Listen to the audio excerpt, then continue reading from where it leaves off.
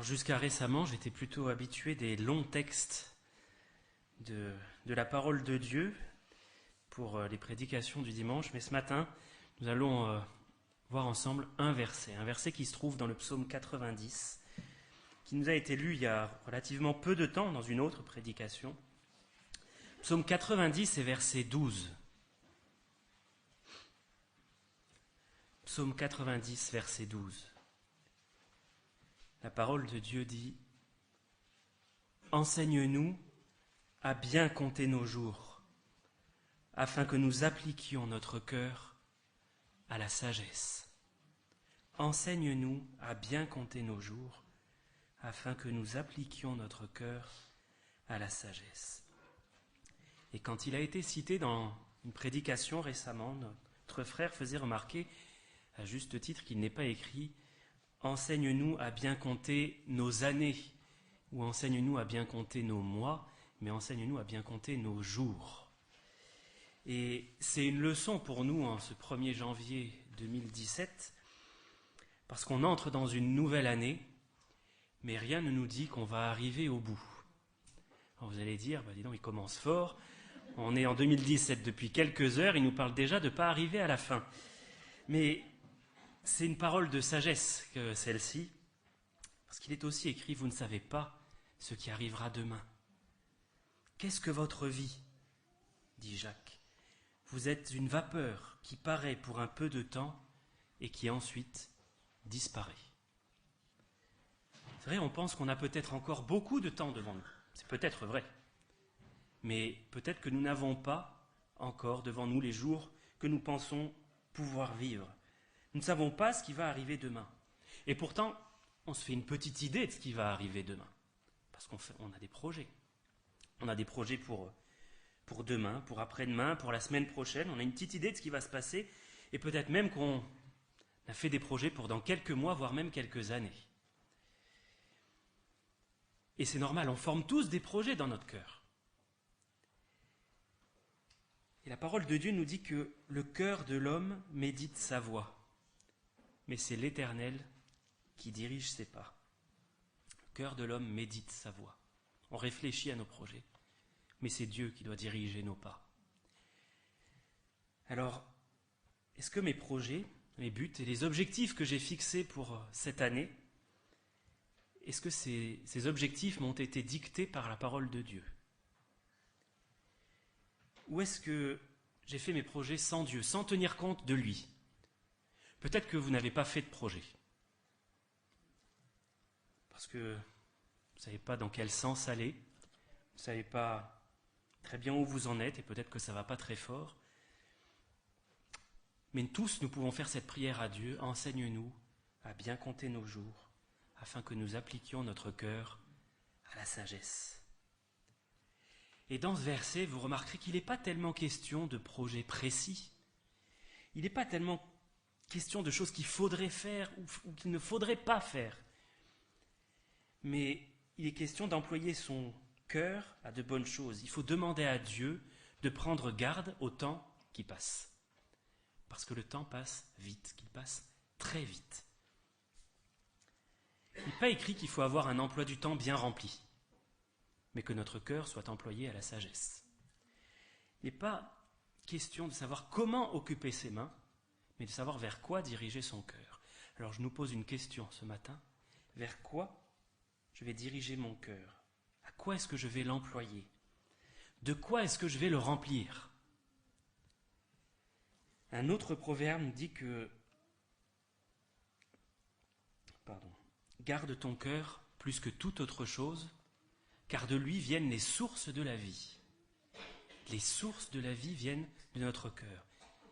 Ça veut dire que je vais vivre de ce dont mon cœur est plein. Et si je le remplis de futilité, je vais vivre une vie probablement superficielle. Mais si je le remplis de la parole de Dieu, je vais vivre selon cette parole, à la gloire de Dieu. Alors je ne sais pas si c'est une question que vous vous êtes déjà posée. Qu'est-ce que je vais faire de mon année ?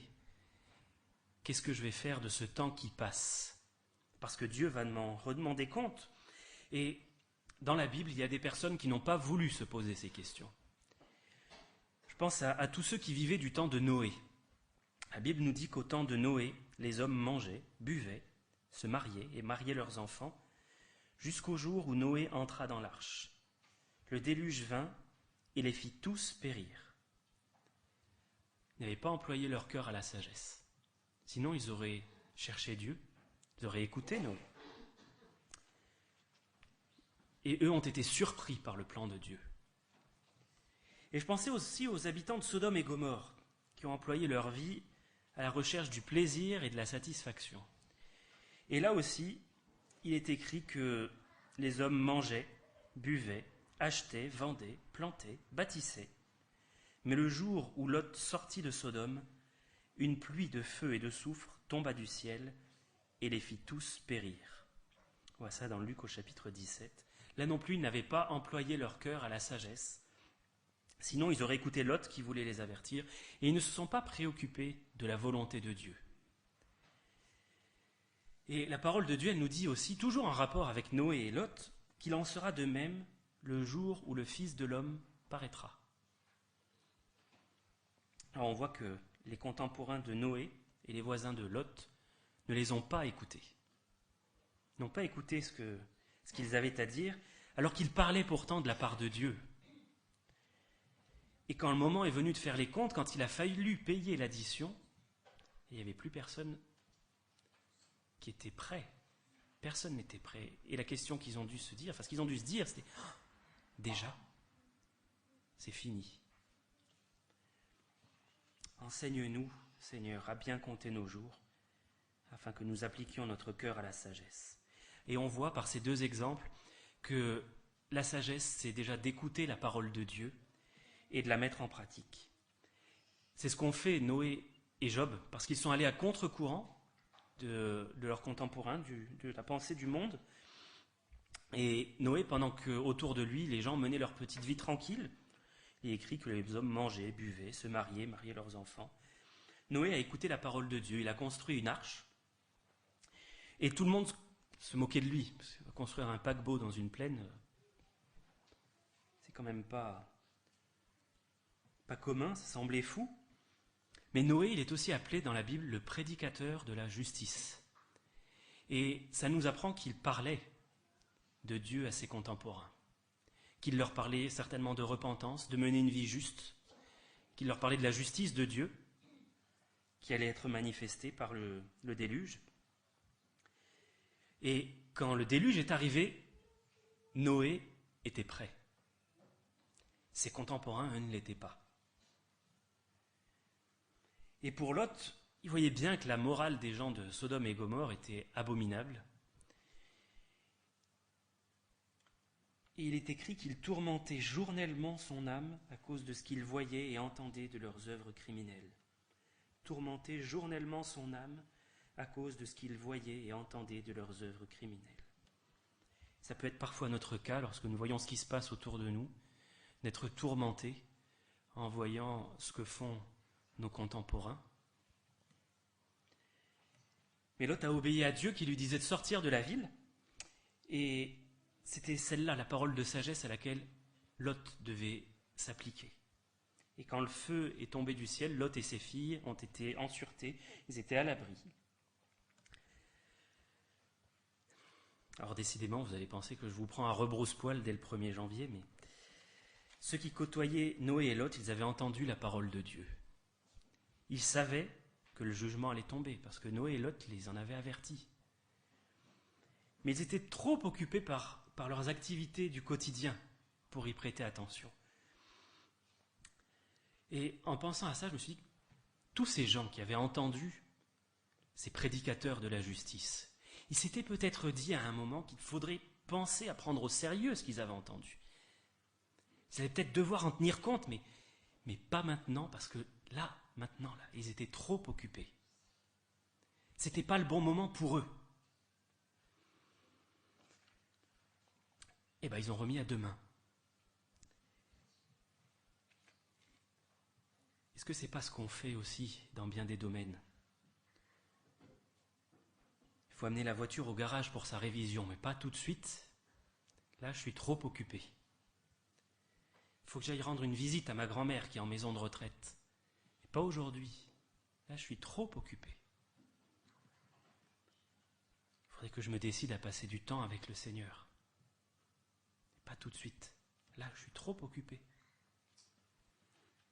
Et il arrive un jour où, fatidiquement, la voiture, elle tombe en panne. C'est pas forcément une grosse panne, mais on aurait pu l'éviter si on avait amené la voiture en révision au bon moment. Et puis la grand-mère qu'on voulait visiter à la maison de retraite, elle est partie. On ne pourra plus jamais lui rendre de visite. Et le temps qu'on voulait passer avec le Seigneur, il s'est envolé. C'est trop tard. La Bible qu'on voulait lire, terminée. Le temps qu'on voulait passer en prière, fini. Le moment de se mettre au service, il est passé. Et pour celui qui pensait avoir le temps encore de se tourner vers Christ, c'est trop tard. La porte de la grâce s'est refermée. Comme Dieu a refermé la porte de l'arche sur Noé. Et les hommes du temps de Noé et Lot vont remarquer qu'ils étaient occupés à boire, à manger, à se marier, à bâtir, à planter. Ce n'était pas forcément de mauvaises choses en soi. C'était même, à certains égards, constructif. Mais le problème, c'est que Dieu est absent de l'équation. Dieu n'est pas dans leur vie. Et finalement, ils ont eu de la place pour beaucoup de choses, mais pas pour le plus important.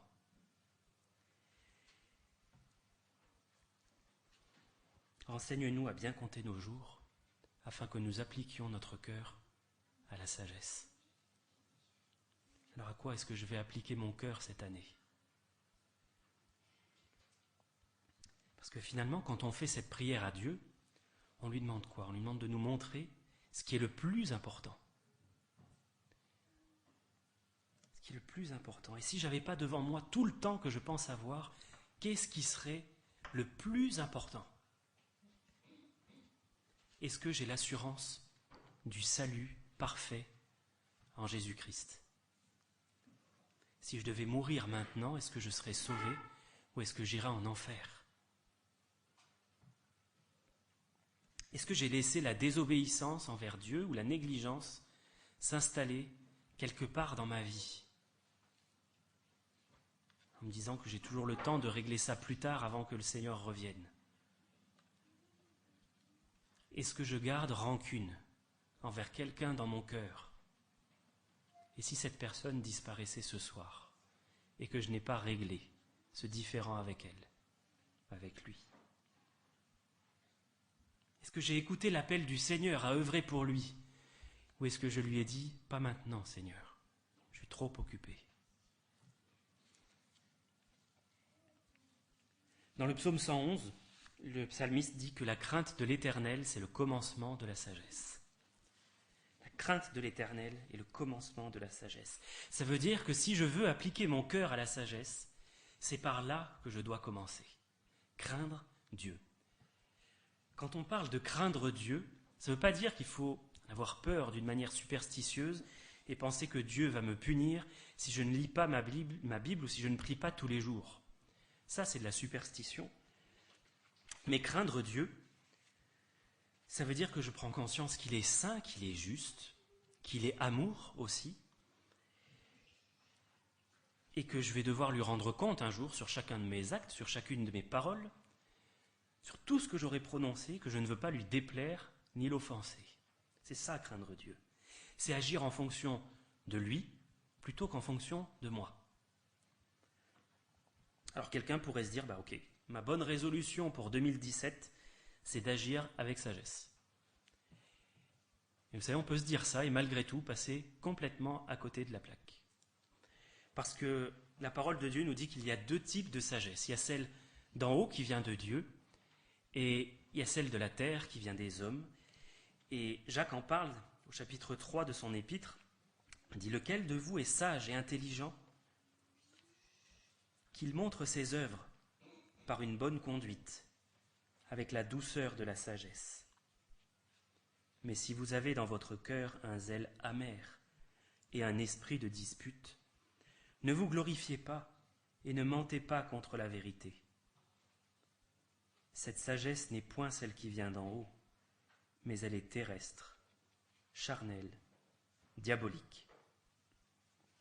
Car là où il y a un zèle amer et un esprit de dispute, il y a du désordre et toutes sortes de mauvaises actions. La sagesse d'en haut est premièrement pure, ensuite pacifique, modérée, conciliante, pleine de miséricorde et de bons fruits, exempte de duplicité, d'hypocrisie. Le fruit de la justice est semé dans la paix par ceux qui recherchent la paix. Voilà la bonne sagesse, celle qu'on doit mettre en pratique, celle qu'on doit rechercher avant toute chose. Et cette sagesse-là, elle ne nous est pas naturelle, elle ne se trouve pas dans notre cœur. C'est pour ça qu'il faut la chercher. Parce que celle que nous avons par nature dans notre cœur, c'est fort. La parole de Dieu nous dit qu'elle est terrestre, charnelle, diabolique.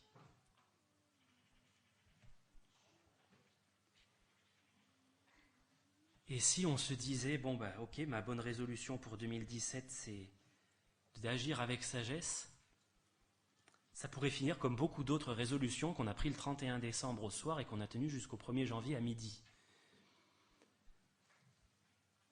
Tout simplement parce que la sagesse du monde, c'est une folie pour Dieu. Et que la sagesse de Dieu, c'est une folie pour le monde. Et on le voit dans la parole de Dieu. Pensez un peu aux apôtres. Ils ont tout abandonné, et bien d'autres personnes après eux, ils ont tout abandonné pour suivre Christ. C'est une folie quand on y pense. Tout abandonné. Mais il n'y avait rien de plus sage. Quelqu'un a dit qu'il n'est pas fou, celui qui abandonne ce qu'il ne peut garder pour obtenir ce qu'il ne peut pas perdre. Il n'est pas fou, celui qui abandonne ce qu'il ne peut garder pour obtenir ce qu'il ne peut pas perdre. Alors, vous le savez, dans la Bible, il y a tout un livre qui est consacré à la sagesse, c'est le livre des Proverbes. Et au sein de ce livre des Proverbes, il y a 2 chapitres en particulier qui nous parlent de la sagesse, chapitres 8 et 9. Et on y lit, dans ces chapitres 8 et 9, que la sagesse, c'est une personne. Alors je lis au chapitre 8, à partir du verset 22, dans la version Osterwald. « L'Éternel me possédait au commencement de ses voies, avant qu'il fît aucune de ses œuvres, de tout temps. J'ai été établi dès l'éternité, dès le commencement, dès l'origine de la terre. J'ai été engendré lorsqu'il n'y avait point d'abîme, ni de sources abondantes. J'ai été engendré avant que les montagnes fussent fondées, avant les collines, avant qu'il eût fait la terre et les campagnes, et le commencement de la poussière du monde. Quand il disposait les cieux, j'étais là. Quand il traçait le cercle au-dessus de l'abîme, quand il affermissait les nus en haut, quand bouillonnaient les sources de l'abîme, quand il imposait à la mer sa loi, et les eaux ne transgresseront pas sa parole. Quand il posait les fondements de la terre, j'étais auprès de lui, son ouvrière. J'étais ses délices tous les jours, et sans cesse je me réjouissais dans sa présence. Je me réjouissais dans le monde, sa terre, et mes délices étaient parmi les enfants des hommes. Maintenant donc, mes enfants, écoutez-moi. Heureux ceux qui gardent mes voies. Écoutez l'instruction pour devenir sage, et ne la rejetez point. Heureux l'homme qui m'écoute, qui veille à mes portes chaque jour, et qui garde les entrées de ma maison. Car celui qui me trouve a trouvé la vie, et obtient la faveur de l'Éternel. Mais celui qui m'offense fait tort à son âme. Tous ceux qui me haïssent aiment la mort. Est-ce que vous avez trouvé cette personne qui est la sagesse même? Cette personne, c'est Jésus-Christ. Parce que la parole de Dieu nous dit qu'il a été fait pour nous sagesse, justice, sanctification et rédemption. Alors vous vous rappelez le verset qu'on a lu en introduction. « Enseigne-nous à bien compter nos jours afin que nous appliquions notre cœur à la sagesse. » Et bien maintenant nous pouvons dire « Enseigne-nous à bien compter nos jours afin que nous appliquions notre cœur à chercher Jésus-Christ. » pouvons en faire notre prière à Dieu, que nous ayons reçu Christ ou pas. Parce que si on n'a pas reçu Christ, on vit encore dans la folie du monde. Mais même si on a reçu Christ, et qu'on est chrétien, on peut parfois mener sa vie comme un insensé. On a besoin de la sagesse de Dieu. Et toujours dans Proverbe 8, à partir du verset 1, on lit que la sagesse crie, qu'elle élève sa voix. C'est au sommet des hauteurs, près de la route. C'est à la croisée des chemins qu'elle se place, à côté des portes, à l'entrée de la ville, à l'intérieur des portes. Elle fait entendre ses cris.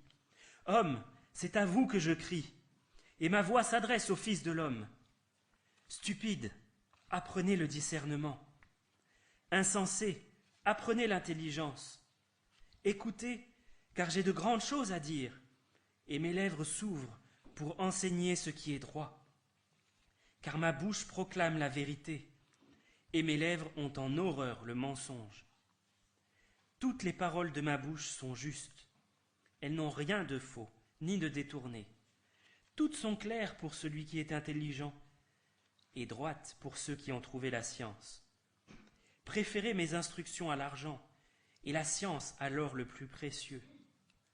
Car la sagesse vaut mieux que les perles, elle a plus de valeur que tous les objets de prix. Ce matin, nous sommes peut-être à la croisée de deux chemins. 2016 s'achève.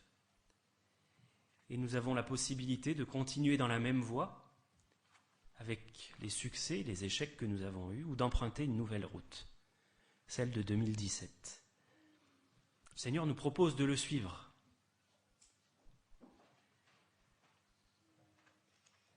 Si nous suivons le Seigneur, nous le suivrons sur un sentier qui est étroit, un sentier qui ne ressemble à aucun autre. Il n'est pas certain que sur ce sentier on rencontre le succès, ni la célébrité, ni même la tranquillité. Mais sur ce sentier, il est écrit qu'il y a quelque chose de plus précieux que l'or, de plus précieux que les perles. C'est le Seigneur Jésus, le Sauveur. Pour entrer sur ce sentier, il n'y a qu'une seule porte. C'est le Sauveur. Écoutons-le, parce qu'il a de grandes choses à dire, qu'il désire nous enseigner. Et au chapitre 9 du livre des Proverbes, nous lisons encore que la sagesse crie à nouveau. Que celui qui est stupide entre ici. Elle dit à ceux qui sont dépourvus de sens, venez, mangez de mon pain et buvez du vin que j'ai mêlé. Quittez la stupidité et vous vivrez. Et marchez dans la voie de l'intelligence. Que personne ne se sente vexé par ces paroles ce matin, parce que le Seigneur ne désire blesser personne. Mais si quelqu'un se sent stupide, qu'il entre par la porte que le Seigneur Jésus ouvre ce matin devant lui. Si quelqu'un est dépourvu d'intelligence, qu'il réponde à l'invitation que le Seigneur Jésus adresse ce matin. Le Seigneur Jésus voudrait nous convier à sa table, désire nous avoir près de lui, et il voudrait nous donner les trésors de sa sagesse, nous enseigner, nous instruire. Songez un peu à tous ceux qui ont été à table avec le Seigneur. Ils ont tous été enrichis, ne serait-ce que par sa présence, par ses enseignements. Il n'y en a aucun qui s'est levé de table sans être rassasié. Je pense à Simon le pharisien. Il a reçu une magnifique leçon de bonne conduite et d'amour. Il y a aussi Zachée, collecteur d'impôts, qui a reçu le salut. Il y a Marie, qui était au pied du Seigneur et qui avait choisi d'écouter. Et le Seigneur a dit qu'elle avait choisi la bonne part qui ne lui serait pas ôtée. Il y a toutes ces personnes un jour qui se sont assises dans l'herbe et qui ont reçu du Seigneur plus qu'elles ne pouvaient manger. Enseigne-nous, Seigneur, à bien compter nos jours, afin que nous appliquions notre cœur à la sagesse. Seigneur nous appelle à prendre garde à cette année qui s'ouvre devant nous, On ne sait pas ce qui va s'y passer.